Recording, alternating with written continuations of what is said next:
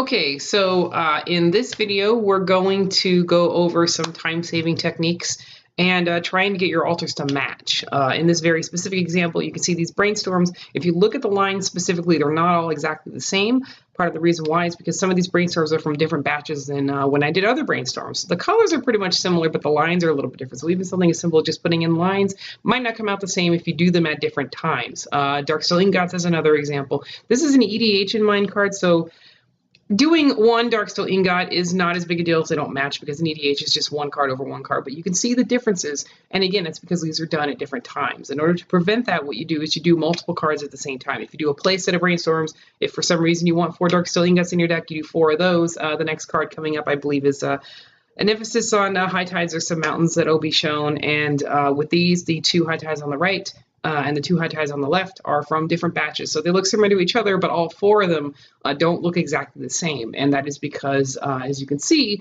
the 2 on the left and the 2 on the right being switched now, you can see that they are not exactly the same. So if you do them at the same time, you're going to get similar results. And also, part of altering in the process, you're going to be waiting for the paint to dry.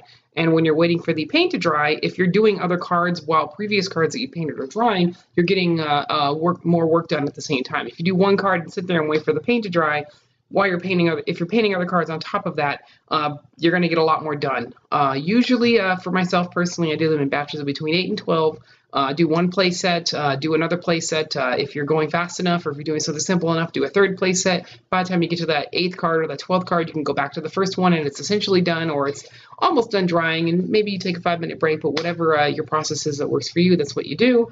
So if you want similar results, as you can see on the cards that are being shown now, they pretty much look the same because they were done in the same batch of cards. So do them at the same time to get good results and to save time, because again, one of the things that you're doing as an alterist is you're waiting for paint to dry. You're kind of watching paint dry for a living.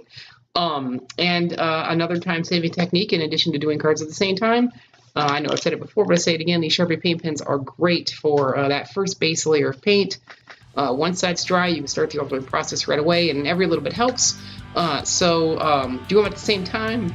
You get similar results, your places will match, you'll save time, and always start out with the Sharpie Paint Pen trick.